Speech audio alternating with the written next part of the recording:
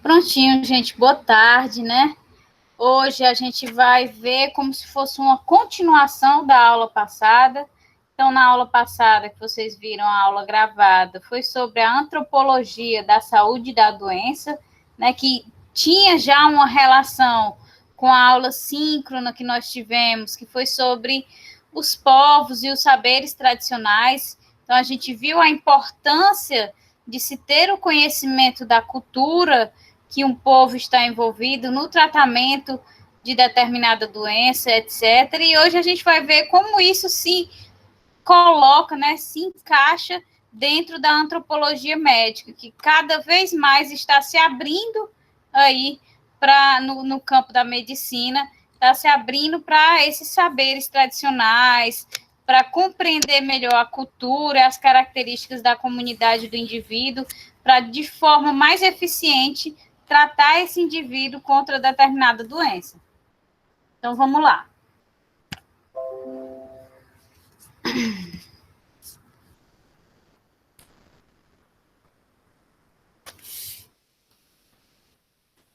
Então, a antropologia médica ela vai ser o estudo de como as forças culturais, ecológicas, sociais e históricas vão afetar uma determinada sociedade. Especificamente, como essas forças vão afetar a saúde do indivíduo, a saúde de uma comunidade em particular e a saúde do ambiente no qual eles estão inseridos. A fim de quê? De se chegar a conclusões precisas sobre o papel dessas forças na medicina e na saúde em geral. Então, a antropologia médica ela vai levar em consideração aqueles saberes tradicionais, vai levar em consideração o comportamento cultural, os hábitos das pessoas daquela comunidade. Então, ela vai observar não apenas sobre o ângulo conceitual de uma doença, né, de como ela está definida, por exemplo, em livros didáticos, ele vai ter um olhar mais global, ele vai levar em consideração todas as condições nas quais aquele indivíduo está inserido. Então, a antropologia médica, ela traz uma carga histórica, uma carga evolutiva muito maior do que apenas se olhar o conceito saúde, doença, tratamento específico, certo? Então, em meados do século XX, foi que se começou a desenvolver um programa de treinamento específico com os antropólogos médicos, né? Através de uma literatura com a qual todos os médicos deveriam se familiarizar. Então, o que é que se quer dizer com isso? A partir do século XX, foi que começou a se escutar os antropólogos médicos. O que é que se quer dizer com antropólogos médicos? Que são aqueles, né, que detêm o saber tradicional, são aqueles que levam em consideração aqueles curandeiros ou até mesmo médicos que tenham essa característica de levar em consideração aquilo que o indivíduo vivencia, seja a sua cultura, sejam características da sua comunidade, sejam características do seu ambiente. Então, estes antropólogos médicos que levam em consideração toda essa bagagem por trás de um indivíduo a ser tratado, eles começaram, a partir do século XX, a ser vistos como, de fato, informações relevantes no tratamento de um indivíduo. Então, a partir do século XX, os médicos passaram a ter que se familiarizar, né? Passar por um treinamento com esse tipo de conhecimento, com esse tipo de antropologia médica. Então, dessa forma, se ajudou a surgir aplicações da antropologia médica que mudaram a forma como os hospitais e os serviços primários de saúde são introduzidos nas comunidades. Que exemplos a gente tem de situações como essa? Ao mesmo tempo em que se incorporou o impacto dos complexos fatores culturais e ambientais presentes numa determinada comunidade, então tudo isso foi levado em consideração a partir do século XX, e a gente teve algumas modificações. Na atenção primária da saúde, não se observa apenas sintoma, classificação da doença, tratamento específico, padrão, né? Já se leva em consideração qual é a estrutura social na qual aquele indivíduo está inserido, qual é a questão cultural na qual ele está inserido, que pode estar interferindo naquela doença. A gente tem que houve modificações institucionais graças a essas mudanças, principalmente nos hospitais de saúde psiquiatra. Então, a gente levou em consideração, a partir do momento que se levou em consideração todo o embasamento por trás daquele indivíduo, e não apenas a doença psicótica e os medicamentos a serem aplicados diretamente, como 1+1 são 2, e se levou diversas outras variáveis em consideração, mudou-se a forma como se realiza hoje em dia um tratamento psiquiátrico. Então, as instituições de tratamento psiquiátrico hoje, elas levam em conta uma gama de fatores que vão incluir aí as informações fornecidas pela antropologia médica. Então, essa disciplina acadêmica da antropologia médica vai emergir aí como uma resposta a uma preocupação da comunidade, principalmente ali na Europa e na América do Norte, porque o tratamento clínico hospitalar que prevalecia lá antes do início do século XX, ele não levava em consideração nenhuma dessas condições. Então, a partir da primeira metade do século XX, veio com grande força a antropologia médica a ser aplicada no tratamento da saúde. Isso tanto no tratamento direto, tanto na descoberta de doenças, né, doenças que não se conseguia identificar. E aí, quando se começava a investigar todo o padrão cultural, todo o padrão que existe por trás do indivíduo e da comunidade que ele habita, do ambiente que ele habita, então, tudo isso favoreceu um melhor tratamento. Aquele indivíduo que crê, que tem uma cultura de que determinada metodologia vai ajudar no tratamento dele, que nós vimos, inclusive, a aula passada, pode passar por um tratamento e ter um resultado melhor do que o indivíduo que não tem essa crença. Por quê? Porque ele, por trás dele, tem toda essa cultura de fato, crer que aquele saber da sua comunidade, aquele saber tradicional que ele tem ciência, vai lhe ajudar a melhorar. Então, tudo isso foi influindo no desenvolvimento de uma medicina mais social, né? Uma medicina que leva mais em conta os fatores sociais que o indivíduo está inserido. Então, a maioria dos médicos e outros profissionais da saúde abandonou todo o conhecimento da medicina popular ou conhecimento popular em favor da aplicação sempre do mesmo padrão de assistência. Isso aí antes do início do século XX, né? Então, existia qualquer tipo de saber, de suposição, de dica, né?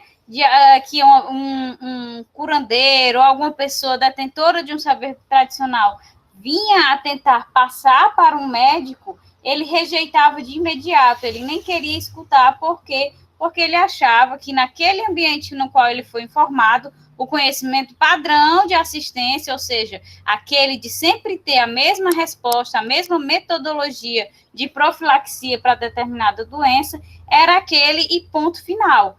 E hoje em dia não, desde o início do século XX que isso tem se modificado, porque vem aí se utilizando da antropologia médica. Então, já se sabe que escutar aquilo que o indivíduo tem a dizer sobre suas crenças, sobre a sua cultura, vai contribuir e muito no processo de tratamento.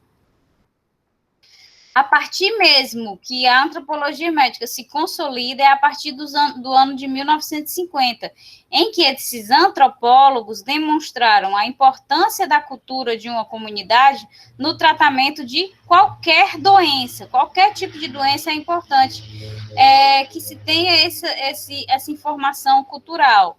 Tanto doenças mais graves, doenças crônicas, doenças infecciosas, porque no momento em que o indivíduo crê, já viu-se que existe a diferença daquele indivíduo, né? Já existem diversas pesquisas de antropologia médica que comprovam que aquele indivíduo que de fato crê na sua cultura, crê no saber tradicional da sua comunidade, ele tem a total capacidade de ter uma melhoria, uma resposta melhor a determinado tratamento e também uma resposta melhor de cura quando é escutado, né? Quando tem as suas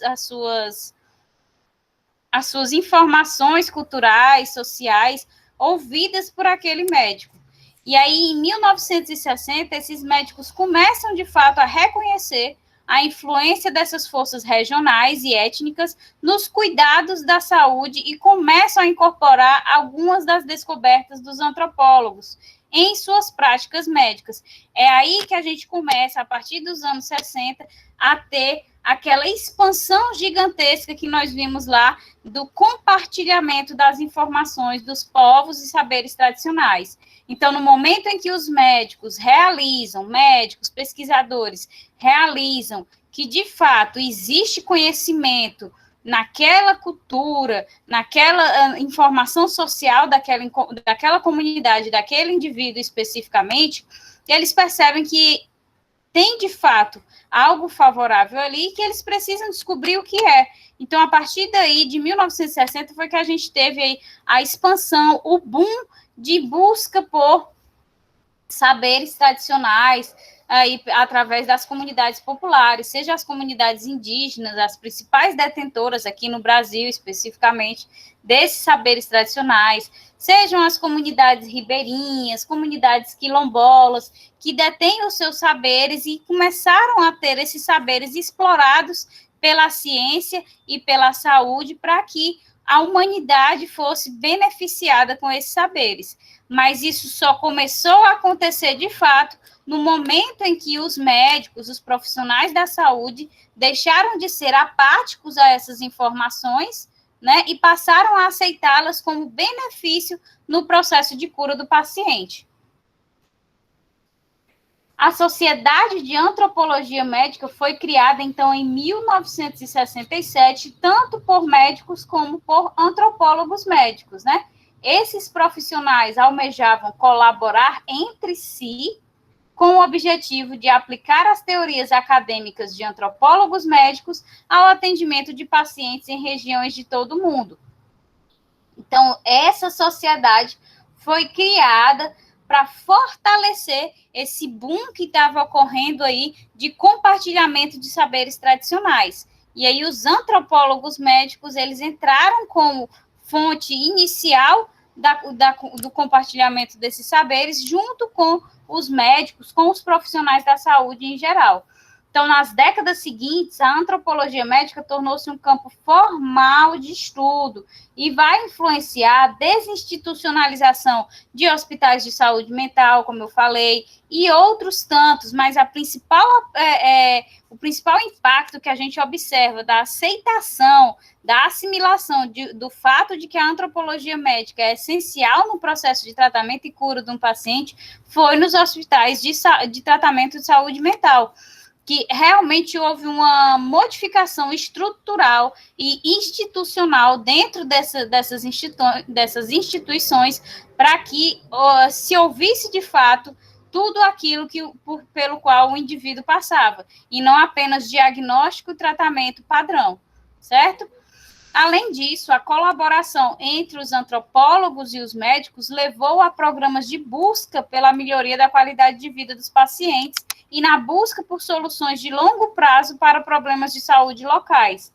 Então, aqueles médicos que estão inseridos em comunidades populares, em comunidades pequenas, eles passaram a ter como objetivo de pesquisa não apenas tratar aqueles indivíduos, reconhecendo as suas características sociais e culturais, mas eles também passaram a utilizar essas informações culturais e sociais na busca para tentar resolver problemas constantes de saúde local. Como eu falei para vocês lá na aula de povos e saberes tradicionais, muitas comunidades têm o receio de compartilhar o seu saber tradicional, por quê? Porque tem o medo de que essas pessoas que irão realizar essa pesquisa extinguam ali aquele material, aquela fonte de saber tradicional que, sem dúvida alguma, ao longo das gerações, foi desenvolvida para manter a sobrevivência daquela comunidade. Então, a comunidade aceita que aquele material, que aquele saber tradicional é onde está relacionado à sua sobrevivência. Então, há um receio de compartilhá-lo. Então, se depende da sobrevivência, significa também, nós podemos deduzir que há um problema constante relacionado a esse ponto. E aí, quando chega os médicos, da forma correta, né, conversando com os detentores do saber, ouvindo a opinião deles, para que se compartilhe esse saber, a pesquisa científica ela consegue ajudar, de fato, essas comunidades a tentar reduzir o impacto e a ocorrência desses problemas que dão aí, que impedem a sobrevivência de alguns indivíduos dessa comunidade, que nem sempre o saber tradicional vai resolver o problema que é identificado ali. Então, a pesquisa médica, a pesquisa científica associada a esse saber tradicional vem aí formando a antropologia médica com o intuito, além de desenvolver um tratamento de cura mais eficaz, mais individualizado para determinado ser, ele também vem para tentar extinguir esses problemas que são uma ameaça à sobrevivência daquela comunidade pequena, aquela comunidade popular. Então, vai ser a antropologia médica que vai ajudar o quê? Vai ajudar a explicar aquele caso clínico que não tem solução, que os médicos veem os sintomas, mas não conseguem enquadrar em nenhuma doença.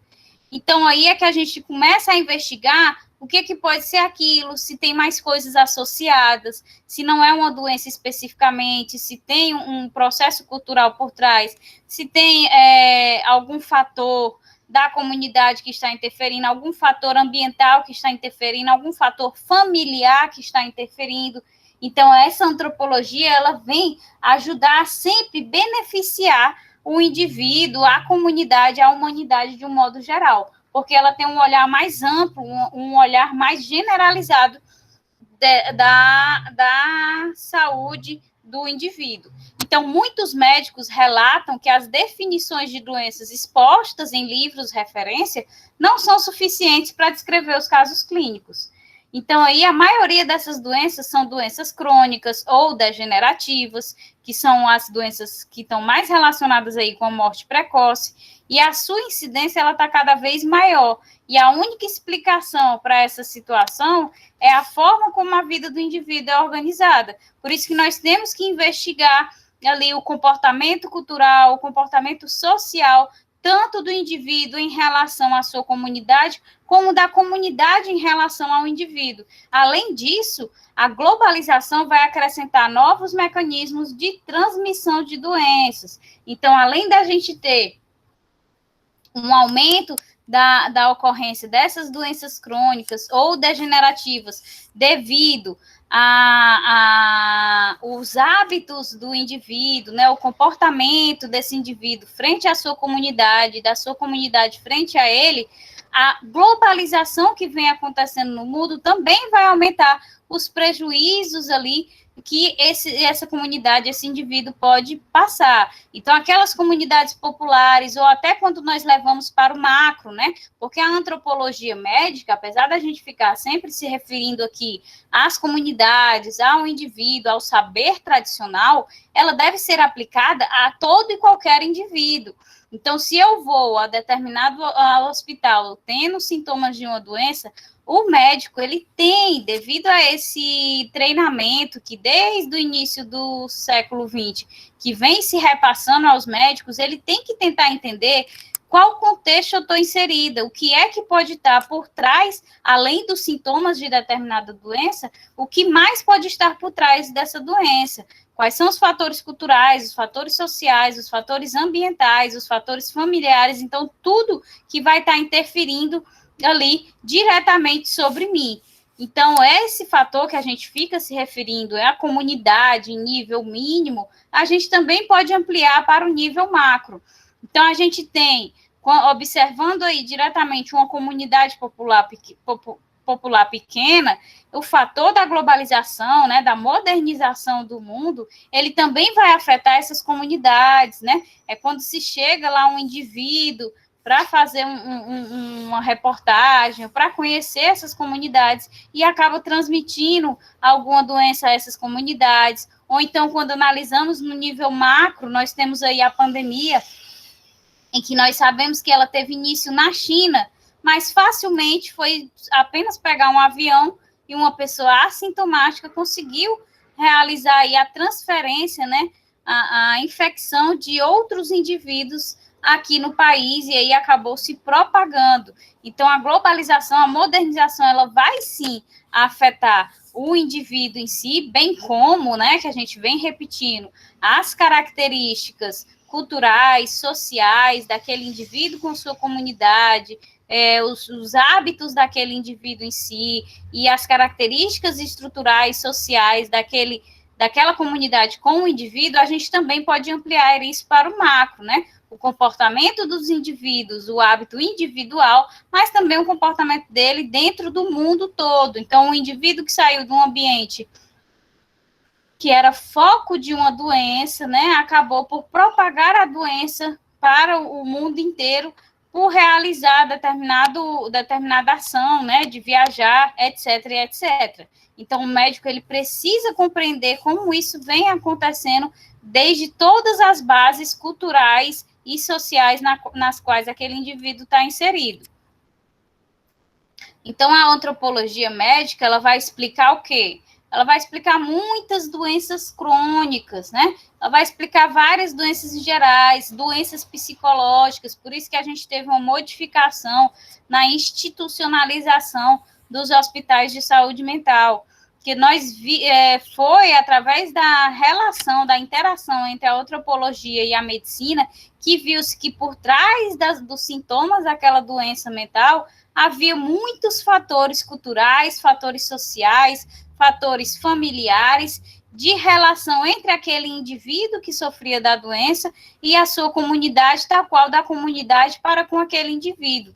Então, a gente tem a explicação para essas doenças de saúde mental, temos explicação para doenças crônicas, doenças degenerativas. Então, a gente pode ver mais explicitamente, né, como exemplo, as doenças crônicas, por exemplo, a obesidade. A antropologia médica ela vai expor que a ocorrência da obesidade ela não está relacionada apenas ao fato de se ingerir mais calorias do que se gasta, né? A obesidade ela tem um fator histórico também.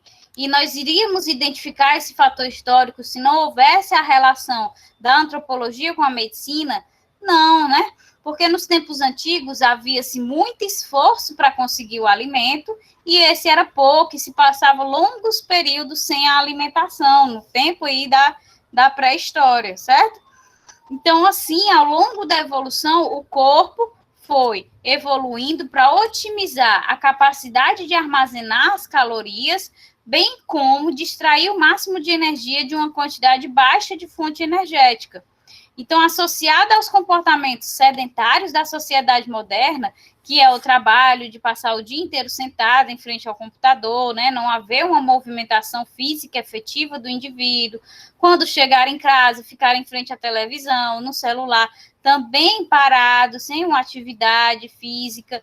Então, essa herança antropológica, né, essa herança histórica ali do processo evolutivo da Era das Cavernas, ela se uniu a esses comportamentos sedentários para gerar um aumento da ocorrência dessas doenças crônicas, especificamente da obesidade. Então, esses fatos interferiram diretamente no cenário de saúde existente hoje. Então, acredito que vocês devem ter visto em histologia, vocês já estão finalizando, vocês devem ter visto lá no tecido adiposo. Por quê? Que é uma das curiosidades que nós respondemos na aula de tecido adiposo, né? Por que se tem uma tendência maior a engordar do que emagrecer? Por que não existe o contrário, né? Tem uma tendência maior a emagrecer do que a engordar. Por que a predominância é a tendência a engordar do que a emagrecer? Porque ao longo da evolução, devido ao comportamento pré-histórico dos indivíduos, né, de ter que buscar alimento, o alimento ser escasso, não, se gastar muita energia em busca do alimento, tudo isso. Então, houve no processo evolutivo a seleção de células de gordura, né, os adipócitos, que tiveram capacidade de armazenar uma quantidade maior de gordura, né, maior de energia. Então, isso foi selecionado evolutivamente. Então, nós já temos, todos os indivíduos, células de gordura, adipócitos, que têm uma capacidade exacerbada de armazenar gordura. Então, juntamente com esse fator histórico, com esse fator evolutivo, associado aí aos nossos comportamentos sedentários, é que nós temos uma tendência maior a se engordar. Porque, querendo ou não, por mais que hoje nós estejamos em situações mais modernas, né? E que não tem esse fator de escassez de alimento, as células que passaram pelo processo evolutivo ainda não se deram conta, vamos colocar assim, dessa situação. Então, elas sempre vão armazenar o máximo de energia que elas puderem e retirar o máximo de energia daquela fonte de alimento que puderem, para que nós sempre tenhamos uma reserva, para que nunca eles venham a passar pela escassez de alimento, pela escassez de energia, como ocorria nos tempos anteriores. Então, a antropologia médica, ela vem aí observar os fatores culturais, sociais, os hábitos individuais e também a história evolutiva por trás de cada indivíduo.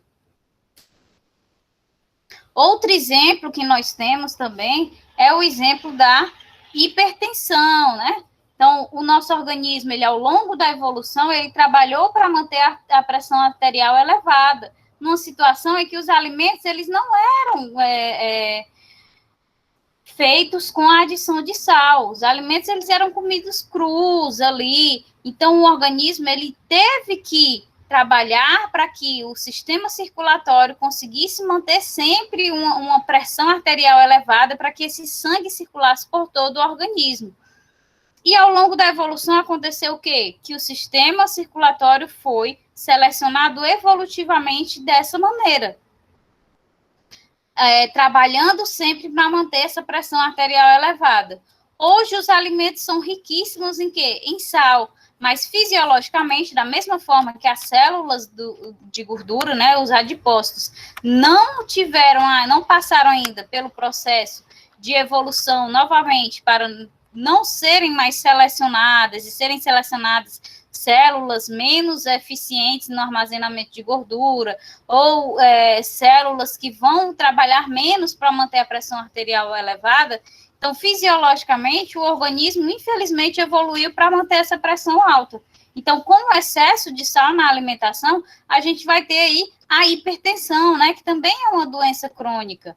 Então, tem o fator, obviamente, individual, né, que é os hábitos daquele indivíduo, é ele quem está também se alimentando de maneira errada. Nós temos o fator cultural, social, em que o ambiente em que nós vivemos tem uma série de alimentos prejudiciais, mas que tem um custo bem mais baixo, né? Mas são alimentos cheios de gordura, cheios de conservantes, cheios de sal, que são prejudiciais à saúde, mas em comparação a alimentos orgânicos, mais benéficos, etc., eles têm um preço mais acessível.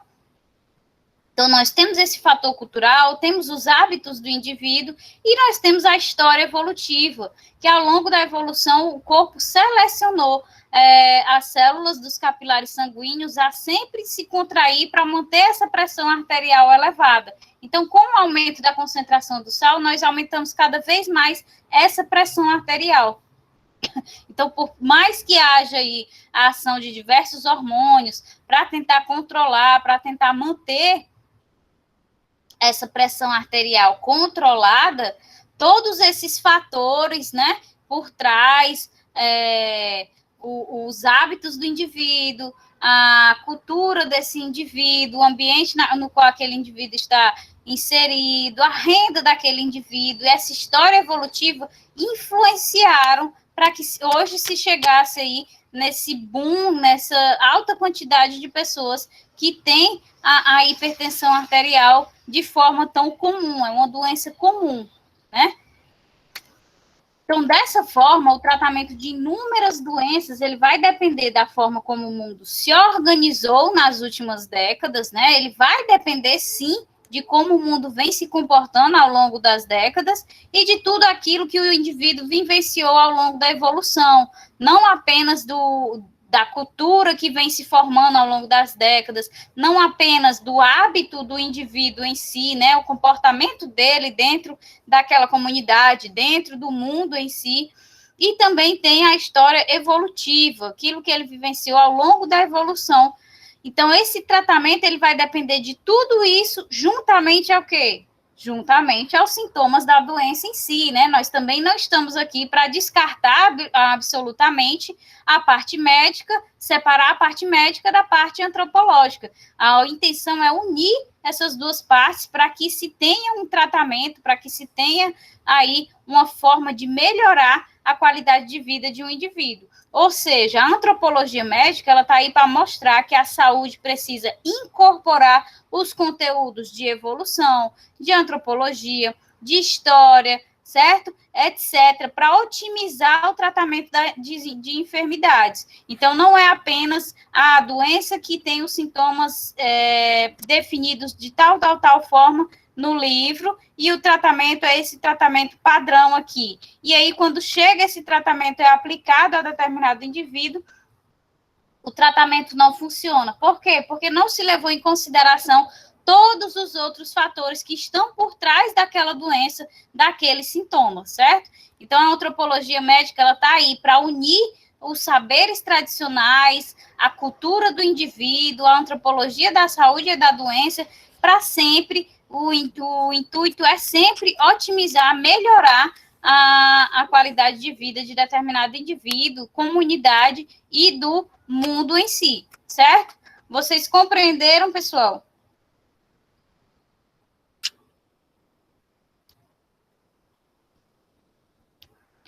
Pronto. Aí, essa semana, eu não quero passar atividade, certo? Até porque a antropologia médica é uma continuação da antropologia da saúde e da doença, certo? Então, a gente vai ficar mesmo, só se vocês tiverem interesse, vocês vão e pesquisam mais sobre a antropologia médica e tudo mais. A próxima aula, que vai ser a aula de amanhã, que é gravada, vai ser sobre o envelhecimento, certo? Então, a gente vai estudar sobre o envelhecimento, e aí a gente vai ter uma atividadezinha. Mas hoje, vocês ficam só aí com essa reflexão sobre a relação, a importância da relação desses conhecimentos com a saúde do indivíduo, com a saúde da comunidade como um todo. Tá certo? Oi.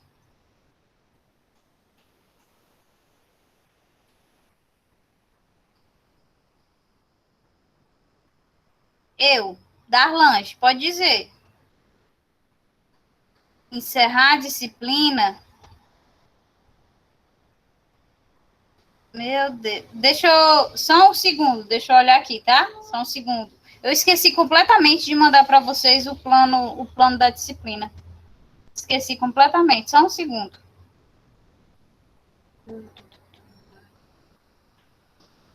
Pode ser depois? Pronto. Pois aí eu preparo um plano e coloco lá no Classroom. Pode ser? Eu já coloco, todos já têm acesso lá às datas bem direitinho. Mas pelo que eu tinha feito os cálculos, é até metade de julho. É até assim, não é metade de julho, não, né? Segunda semana de julho.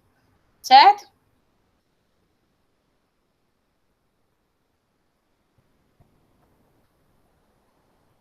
Pronto, pois eu mando o plano de aula junto com a aula gravada no YouTube, ok?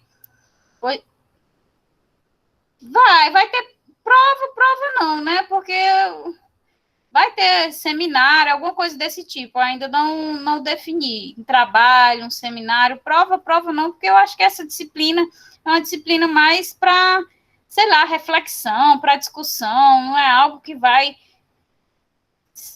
interferir de fato na atuação de vocês como profissionais, né? Assim, minha opinião pessoal, óbvio, né? Porque se está na ementa do curso, deve ser porque é necessário, mas para minha opinião pessoal não é. Então, como eu estou dando a disciplina, então eu acho que um trabalho, um seminário resolve. Prova não vai ter, não. Pois pronto, gente. Até amanhã eu mando o link da aula gravada, né?